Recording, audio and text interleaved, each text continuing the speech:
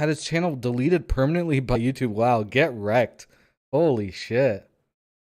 He got fucked, huh? Dude, that's been happening a lot. Like I was reading the other day about all of the types of content that YouTube just decided one day, like, you're gone. And this is like in the last year. They deleted a ton of big gun YouTube, like anyone that does like gun related content. You can't anymore. Like literally channels completely deleted. Uh Anyone that does like, because there used to be channels like that where like people just smoke weed, right? Where people just do like fucking dabs and get ripped and be like, haha, and then end of the video, right? And it was really funny shit. Like, I don't know if you guys watch internet comment etiquette, but he did a great video about like that whole like subgenre of like people that just fucking smoke weed all the time on YouTube. And it's fucking hilarious. And a lot of those people just got deleted. Like channels with like 500, 600,000 followers just gone. Just fuck you. You're dead. Um, Guy who reviewed cigarettes got nude. Yeah, like shit like that is just fucking getting destroyed, man. Like it's so weird because like I get, okay, it's bizarre because like what I would want out of a platform. Obviously, I'm wrong, right? I'm fucking wrong, but because no one does this, there isn't a platform that does this. But what I would like is have a very clear set of rules of the type of content you allow, and then anything that goes outside of that you ban. Right? That's fine. I would like that because you know exactly what you're getting into and you know where the line is. But there isn't that, right? Like, it's the same thing on Twitch. Like, yeah, there's a TOS on Twitch, right? And there's community guidelines on YouTube, right? And there's a certain amount of things, and it says, like, well, don't do this, don't do that, whatever. But then, if you go outside of that shit, you can also just get deleted anyway. Like, what the fuck is the point of having rules if you can just get deleted for whatever fucking whim they decide? Like, oh my god, it's so infuriating. They internally disagree. Yeah, I don't care. Figure that out. Figure that out before you ban anyone, right? If you don't have a reason to ban somebody, then either update your TOS, which that's what Twitch does, but they do it in the most fucked up way possible, right? So what Twitch does is they'll ban somebody and then they add the rule after. They'll go, oh, by the way, also if this happens. It's like, well, what the fuck? Like, yeah, I get that there's certain things you can't account for. But what you do, if you want to be like a responsible platform owner, what you do is you say, okay, starting today, right? Everything before this is fine. Starting today, you can no longer do X.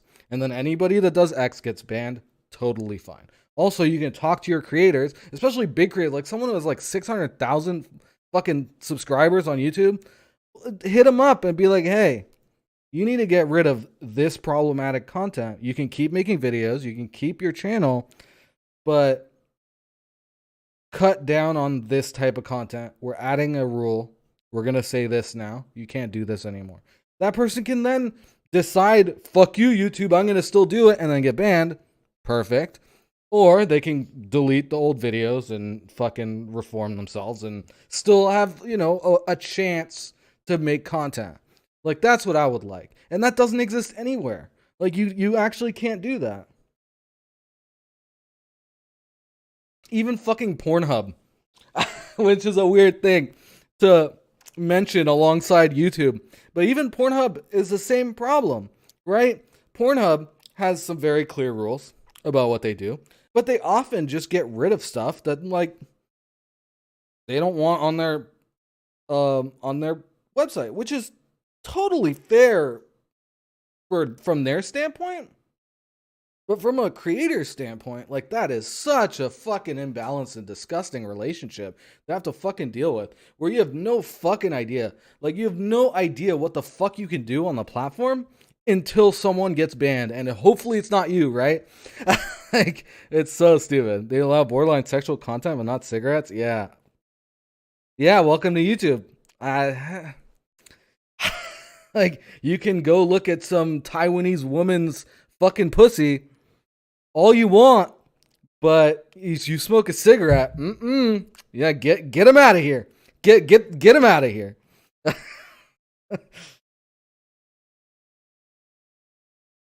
Yeah, it's fucking reprehensible, man. I really detest that. Because if platforms were clear about what they wanted, then everybody's lives are better. Because communities police themselves organically, right? So there would just be like understanding of like, and like people, like even on Twitch, right? People joke around about the TOS a lot, but that is a self policing as well, right? Where like if a streamer does something and everyone goes like, "Oh, mock it TOS" and shit, but that does self police that, where it's like if the streamer wasn't aware or whatever, then you go, okay, well, I need to pull back to a safer place where I'm not going to get banned, right? And that's great. But the problem is there's no fucking clue, man. I don't know. Like even the shit I got banned for, like I don't know, man. Like how are you supposed to know that's what's gonna happen?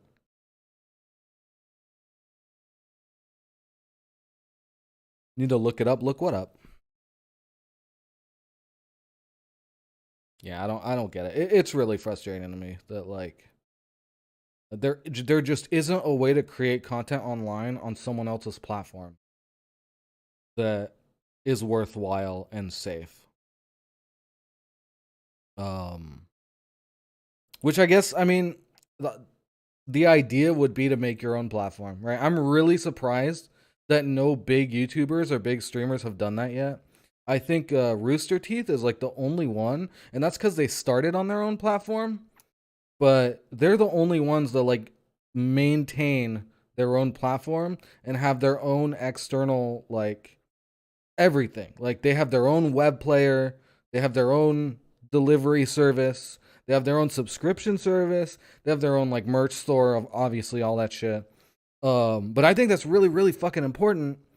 If you're looking at like stability in the long term for making content online, there's no reason. Like if you're a YouTuber with like 3 million subscribers, why the fuck would you do your merch on Teespring? Like I get it. You're lazy and you play video games. So all you want to do is just like throw up a graphic on a website that exists already, that people already have accounts for, and it's fine, and you make a ton of money and no one cares, right? But you should never ever do that. You should, if you have a big enough subscriber base or just viewership or whatever, you should start focusing on getting them to somewhere that you can control. That's the goal, right? The goal should always be to get people to somewhere that you control, because you don't control any of your social media. You can get banned from Twitter, from Instagram, from whatever. You don't control the fucking delivery service of your content. If you post videos on YouTube, you have no fucking control over who sees it, over like whether it exists or not. Like that's crazy that there's people with 10, 20, 30, 70 million followers. Yeah, exactly. So the new Patreon rules, right? Which is another thing, right? They changed their TOS after they banned people. Like what, why does everyone do that? Why do they do it that way? Like it's so fucked for creators when you have no idea when like some new middle manager is going to try to justify their job and they're going to add a bunch of fucking barriers for your content. Like, what the fuck, man? It's crazy. Sorry, the mic's. I'm probably kicking the mic a lot. Sorry. Um, yeah, but sure, but an alternative might be created, and that's fine. But the goal should be to not have an alternative. The goal should be to to focus everything into your own brand, right? Start your own platform, right, from scratch. I mean, yeah, it's a lot more complicated. Like you have to go through a lot of shit, but it's shocking to me that there's a lot of YouTubers, and especially like a lot of the really big YouTubers, right? Like I can't even I don't watch any of that shit. But what are some I don't know, like Shane Dawson and people like that. They all work together often, right? They do collaborations and they create videos together and they create content together and they do social media together and they hang out with each other. And none of them went, "Hey, why don't we like get together and focalize this into a place that we can control?" Like it fucking blows my mind. Like why am I the guy that thought of this? Like I can't possibly be the only one that thought of that. Like I mean, yeah, it's a lot harder to do with YouTube, for sure. But it's not hard to make a website and put a web player on it, right? That's not difficult at all. That technology has existed for like 30 years. Well, maybe not. When did Flash players come? Like 20 years ago, maybe? What was the first like Flash player? Probably 20 years, right? 25 years maybe? But still, right, the technology's existed for a long time to have your own web player and your own content. And sure, your website, like if you're I don't know, some you let's say let's pick some easy numbers. Let's say you're a YouTuber with 1 million subs and all of your YouTube videos get like 200,000 views or whatever, right? Like about. If you put those videos up on your website as well, sure, they're not going to get a lot of views, right? Like not as much as like the YouTube algorithm is just going to feed a bunch of retards um into your subscription feed, right? So it's fine. Like you do great on YouTube. But the advantage is when you get fucked by YouTube, people can still watch all of your content elsewhere. And they'll leave YouTube to do it.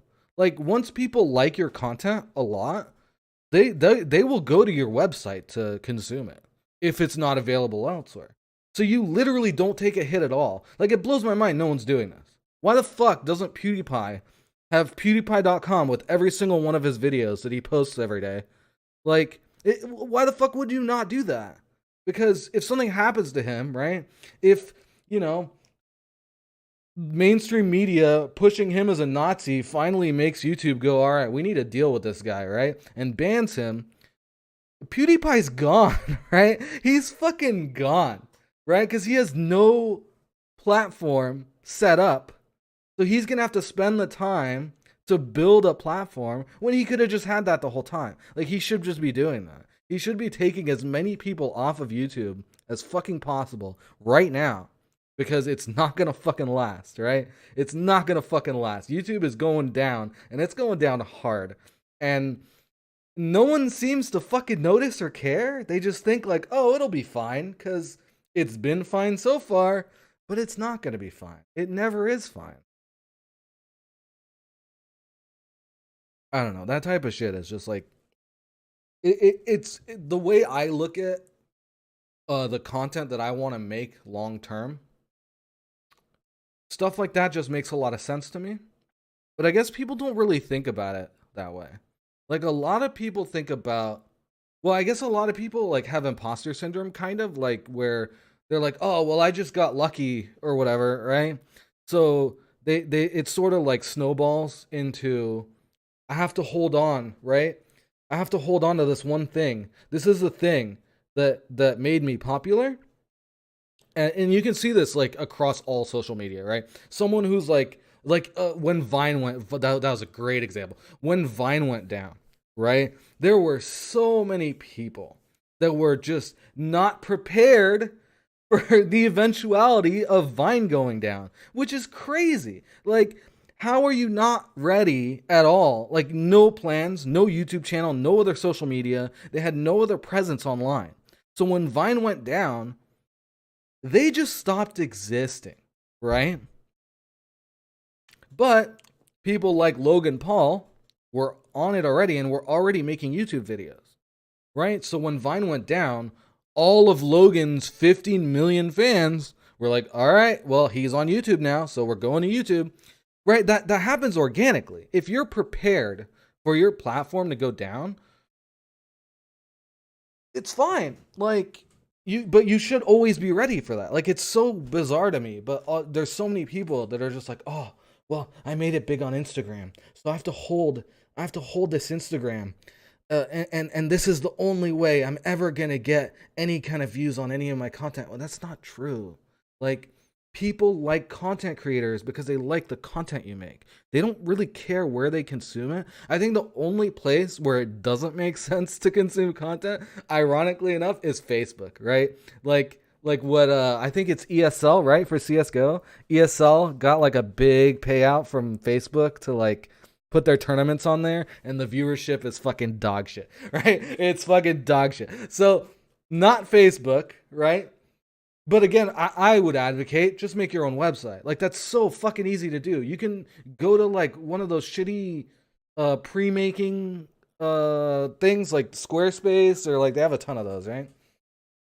Um you need quick create quality content or have a big fan base. Well, yeah, but that's not what I'm talking about. Like if you have a big enough fan base, like yeah, if you have like let's say you have we can go back to that number, right? You have 1 million people on YouTube, and like 200,000 of them watch every single video you make, right? You can guarantee at least 100,000 people, if not the whole 200,000 people that watch every video you make, will definitely go to another platform to watch your content. Definitely, definitely. Like it doesn't matter to them whether or not you're on YouTube, right? Sure, but you're not gonna have the million, right? That's the thing people hold on to, is that big number at the top of like the peak that they reached or whatever, and they really want to hold on to that. But that's worthless. Like people move on and shit. Like I have what 1,300 followers.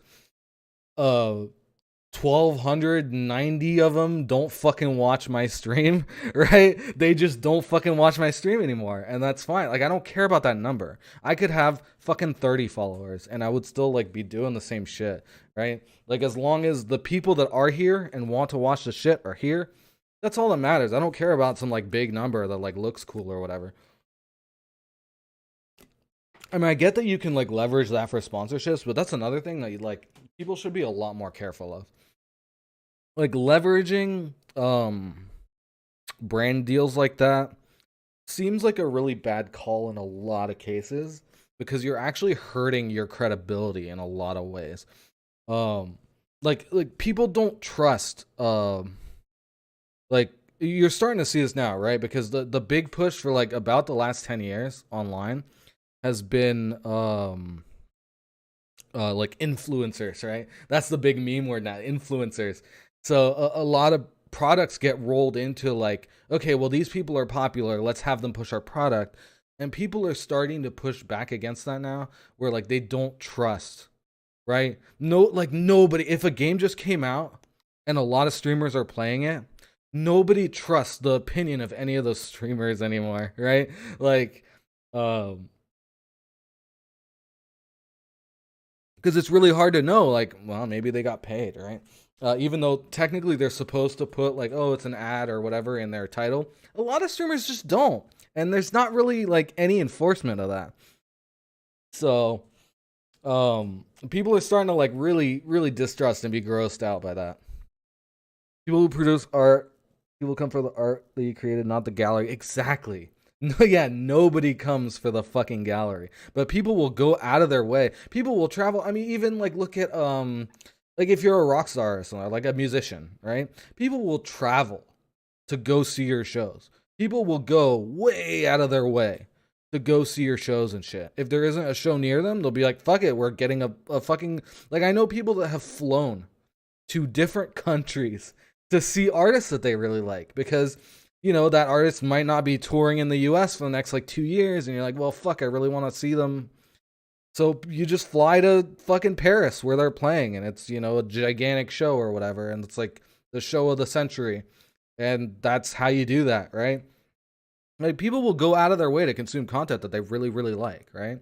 So all you have to do is make sure you're making content that people really really like, and make your own way to distribute it. That's so fucking important. And it's so weird because this has already happened, right? I mean, maybe people don't pay as much attention as I do and don't like. There's no way. I mean, I'm not even that fucking. I'm not a smart person, right? So there's no way no one's thought of this. But like, if you look at what comedians started doing, right? I think Louis C.K. did it, and who else? A bunch of comedians started just doing like, come to my website, pay $5, you get my special, right? Like really simple, really easy transaction, and you get a copy of their special. Fucking awesome, right? That is a great way to distribute your content. But that hasn't expanded. Like it works for comedy, but it hasn't expanded to other content yet. And obviously a lot of mainstream content, like comedians are pretty independent, right? They have a lot of more control over their brand and their kind of ability to distribute and control over their IP, especially, right? And some musicians don't even have the rights to their own songs, which is a whole complicated mess, right? So if you're like a mainstream entertainer of some kind, chances are you're beholden to a publisher or a record label, or there's a bunch of complicated business stuff. But in the modern era, like anybody new that's making anything on the internet, you're in the same oops, sorry, I hit my mic. You're in the same boat as like an independent comedian, right? Like you have the ability to create and distribute your own content however the fuck you want, and chances are a lot of people are still going to seek it out. So why is no one doing that, man? Why is like the announcement for like yeah, like the to go back to the Patreon thing. The second that happened, the Patreons just started indiscriminately fucking banning anybody that's like kind of right wing, right? Which they're allowed to, but again, it's not in their fucking TOS. It doesn't say you can't be a right winger in their TOS. And they kind of try to roll it into like, oh, well, we don't allow hate speech, and like all right wing shit is hate speech, which is like kind of fucking bullshit. But I guess it's fine. Like they're allowed to say that if they want. That's fine. I have no opinion. They can believe that if they want. That's totally fine. But what everyone should have done, whether you're right wing or not, if you're on Patreon right now, you go, oh shit, I need to find a new place to make money, right? Because what's the next thing, right? Well, you're not communist enough for this platform, okay? Right? Like, where's the line, right? Like, how much or not right wing can I be before I get banned? There's no way to fucking know that, right? So just don't participate in that anymore. Like everybody should be pulling out of Patreon. It's absurd to be on that platform now. Because what if you say something? I mean, what if you say something that's not even right wing, right? What if you say something that's like kind of centrist, and they're like, "Nah, you're right wing now. Get fucked." Like, well, don't be on that platform, right?